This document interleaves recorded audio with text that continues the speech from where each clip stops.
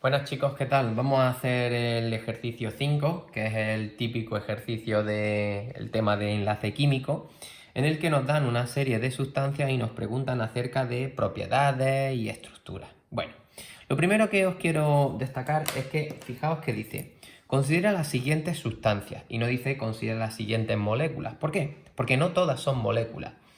BR2 y HF sí que son moléculas, porque son moléculas covalentes, ahora lo vemos aquí en el apartado A, mientras que aluminio no se puede considerar una molécula, porque es una sustancia metálica, ¿vale? Y el yoduro de potasio, lo mismo, tampoco se puede considerar una molécula, porque es un compuesto o una sustancia iónica, ¿vale? Así que en general le llama a todo sustancia, que es correcto. Bueno, en el apartado A nos dice que indiquemos cuál es el tipo de enlace. Recordad que había tres tipos de enlaces básicamente, que eran enlace iónico, enlace covalente y enlace metálico. ¿Por qué se formaban unos enlaces u otros? Pues bueno, dependían básicamente de las características de los elementos o de los átomos que se unían. Por ejemplo, en el caso del bromo, ¿vale? En el bromo se unen dos átomos de bromo, es decir, dos átomos que tienen exactamente la misma electronegatividad. Recordad que cuando se unían entre sí átomos no metálicos, átomos que tenían electronegatividades parecidas, en este caso iguales, se formaba un enlace covalente, ¿vale? Así que para el bromo vamos a tener enlace covalente porque se unen dos elementos no metálicos con la misma electronegatividad. Lo pongo así y no lo pongo para el siguiente, ¿vale? Para el fluoruro de hidrógeno ocurriría exactamente lo mismo, ¿vale? HF también tiene enlace covalente, ¿vale?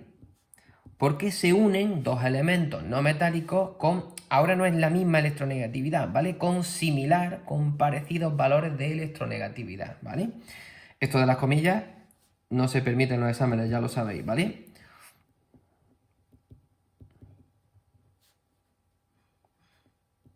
¿De acuerdo? Bueno, más o menos para ir un poquito rápido, ¿de acuerdo? Bueno, el siguiente, el aluminio. En el aluminio tenemos millones de átomos de aluminio unidos entre sí, ¿vale? Así que, como el aluminio es un elemento metálico, pues el enlace es metálico, ¿vale? Porque se unen muchos átomos de el mismo elemento metálico. ¿De acuerdo? Recordad que formaban redes metálicas. Y el último, el Ki, no me queda casi sitio. El potasio es un metal y el yodo es un no metal, es decir, electronegatividades muy diferentes. Cuando teníamos un metal y un no metal, elementos con electronegatividades muy diferentes, pues teníamos exactamente enlace iónico, ¿no? Porque se une un metal y un no metal con diferentes electronegatividades. Recordad que para explicaros bien hay que recurrir a la diferencia de electronegatividad, ¿de acuerdo? Bueno, vamos con el siguiente. Apartado B, típico ejercicio sobre las propiedades de los enlaces. Nos dice que justifiquemos si conducen la corriente, dice la corriente eléctrica a temperatura ambiente. Bueno, sabemos que los compuestos covalentes no conducen, así que Br2 y HF no conducen porque son covalentes. Son moléculas covalentes, vamos a poner. Las moléculas covalentes nunca conducían la electricidad. El aluminio sí conduce, porque es un elemento metálico. Va a formar redes metálicas y sí que va a conducir. Y el yoduro de potasio sí conduce disuelto, acordaos de las propiedades del enlace iónico, o fundido. ¿Por qué?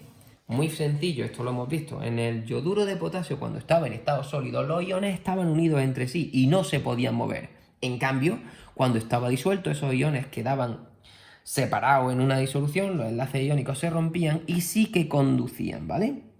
Bueno, esto miradlo por teoría, que lo hemos visto y lo hemos demostrado. Siguiente. Estructura de Lewis de las sustancias que son covalentes. Así que tengo que hacer la estructura de Lewis de Br2 y de HF. Bueno, para poder hacer la estructura de Lewis de Br2 tendría que hacer la configuración electrónica de cada uno de los elementos. Entonces, en el bromo tenemos que su número atómico es 35. Así que la configuración va a ser 1s2, 2s2, 2p6, 3s2, 3p6, 4s2. Recordad que aquí se mete 3d10 y 4p5. Entonces, cogemos estos electrones de la última capa y así tenemos 7 electrones en la última capa. ¿Qué quiere decir? Que cada uno de los átomos de bromo va a tener 5 electrones en la última capa. Pues pintamos un bromo con sus 7, no 5, 7 electrones en la última capa. Así que le pongo 7 puntillos. Al lado habrá otro átomo de bromo con, en este caso para distinguirlo del anterior, pues hacemos 5 crucecillas, ¿no? Y compartimos electrones, recordad que covalente significaba compartir, compartimos electrones hasta tener 8 electrones para cada átomo y cumplir así la regla del octeto, ¿no? Cojo eso con el mismo, así. ¿Cómo va a ser la molécula de bromo? Pues muy sencillo, vamos a tener dos átomos de bromo unidos entre sí mediante un enlace covalente simple porque solo se comparte un par, ¿no? Y luego a cada uno de los átomos le va a quedar 3 pares sin compartir, que van a ser ese no se comparte, este tampoco se comparte y este tampoco se comparte, ¿de acuerdo? Así que el bromo, bueno, vamos a poner azul. Este, ese y ese. Y para el otro bromo ocurre exactamente lo mismo, ¿no? 3 pares sin compartir, esos son suyos, no los comparte. ¿De acuerdo? Venga, ahí los tenemos. Así que tendremos una molécula formada por 2 átomos de bromo, que por cierto, no lo preguntan, pero tiene geometría lineal, ¿no? 2 átomos siempre están en línea recta. Seguimos. Vamos a hacer ahora el fluoruro de hidrógeno, que es el otro que es covalente. Tendré que hacer la configuración electrónica del hidrógeno, que el número atómico era 1, ¿no? Así que vamos a tener un único electrón. Y el flúor, que tenía de número atómico 9.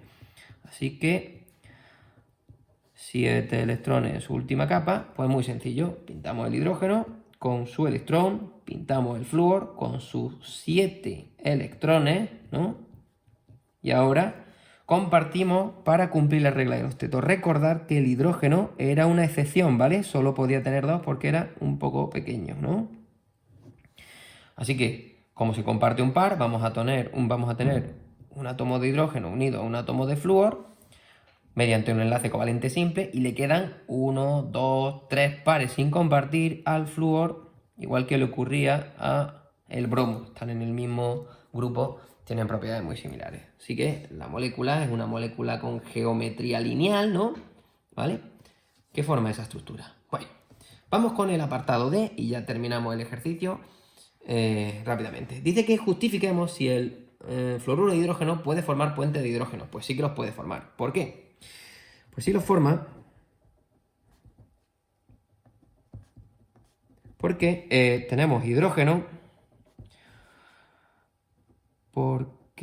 tenemos hidrógeno,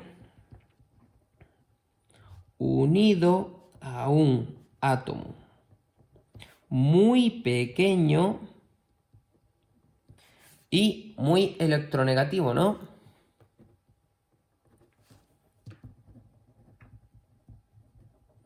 Vale, ¿quiénes eran aquellos átomos pequeños y electronegativos que podían formar los puentes de hidrógeno? Pues si os acordáis, teníamos, os decíais vosotros, hidrógeno, oxígeno y flúor. Como tengo flúor, decíais NOF o FON, para acordaros, como tengo flúor, pues sí que los forman. ¿Cómo eran los puentes de hidrógeno? Voy a recordarlo muy rápidamente. Teníamos aquí un átomo de hidrógeno y aquí teníamos un flúor, ¿no? Los puentes de hidrógeno se formaban entre moléculas de fluoruro de hidrógeno que estaban próximas entre sí y hacían que se formaran cadenas en zigzag, ¿vale? Eran como los dientes de una sierra, os decía, en los que el flúor, con esos pares sin compartir, y el hidrógeno se unían con una fuerza relativamente débil, es más débil que el enlace covalente, y formaban estas estructuras en zigzag, como los dientes de una sierra, que hacían que uniesen a cada uno de los átomos a las moléculas de fluoruro de hidrógeno. Bueno, y para demostraros todo esto me he estado entreteniendo, he tenido la ayuda de los niños un poco y voy a haceros un repaso que me he hecho con moléculas de plastilina, porque no tengo las estructuras de clase, ¿vale? Lo primero, el bromo, la molécula de bromo, ¿vale? ¿La veis ahí? Son dos átomos de bromo unidos entre sí, ¿de acuerdo? Mediante un enlace covalente simple, ¿de acuerdo? Simplemente son dos bolas hechas con plastilina y cada uno de los átomos es un bromo, ¿de acuerdo? Así que ahí lo tenéis, un enlace covalente simple. Luego, el fluoruro de hidrógeno, ¿vale? Pues aquí lo tenemos también. Tenemos el hidrógeno, que era un átomo muy pequeño, ¿no? ¿Lo veis? Lo pongo más cerca. El hidrógeno era pequeñillo. El flúor también era muy pequeño, pero claro, recordad que el hidrógeno solo tiene un electrón en la primera capa. El flúor por lo menos tiene dos capas, ¿vale? Sí que es verdad que era pequeño, pero el hidrógeno era más pequeño. Luego, no toméis como referencia esto, ¿vale? El bromo es muchísimo más grande que el flúor. Lo que pasa es que solo había plastilina amarilla y verde, lo siento, lo vais a ver en la siguiente molécula, que lo he hecho de otra manera todavía peor. Tengo también puesta la estructura del aluminio y la estructura del yoduro de potasio, ¿vale? Mira, tengo por aquí. Quito esto. Y aquí las tenéis. A ver que se vean bien. Bueno, mirad. Os la muevo un poquito para que la veáis. En el aluminio tengo un montón de átomos de aluminio y si os fijáis veréis que cada uno de los aluminios tiene 3 pelotillas de plastilina verdes, ¿vale? Tenéis que fijaros que está una capa sobre la otra, ¿vale? ¿Veis cómo cada uno de los átomos de aluminio tiene 3 electrones? Si hacéis la configuración electrónica del aluminio, veréis cómo tenía 3 electrones en su última capa. Entonces, para formar la red metálica, cada átomo aportaba sus electrones de la última capa. En este caso serían 3. Estos electrones eran los responsables de mantener la estructura. Al igual que yo he hecho ahora esto de mover la estructura para un lado y para otro, eso era lo que hacía que los metales fuesen dúctiles, maleables. Estos electrones podían pasar de un átomo a otro por toda la estructura y conducían la electricidad y el calor, ¿vale? Y luego aquí tengo el yoduro de potasio. A ver, lo deformo un poco para que lo veáis. Así. Teníamos átomos de potasio y átomos de yodo. Ya os digo, no toméis como referencia los colores porque solo tenía de estos colores hoy. Entre yodo y potasio, a ver si me decís cuál es más grande de los dos. Fijaos que hay uno que es más grande que el otro. Tiene una explicación. Tenéis que tener en cuenta el número de capas y la carga de cada uno de esos iones, ¿vale? Fijaos que se sitúan en posiciones alternas. Uno de un color, otro del otro, uno del otro y uno de verde, ¿vale? Siempre en posiciones alternas. Y cada una de estas líneas, ¿de acuerdo? Serían los enlaces iónicos. Son como los modelos que vimos en clase, solo que adaptados a, pues, los medios de los que dispongo aquí. Me han estado echando una mano a los niños y, bueno, nos hemos estado entreteniendo un poco. Con eso, espero que más o menos lo hayáis entendido. Si tenéis cualquier duda, venga, preguntad. Hasta luego.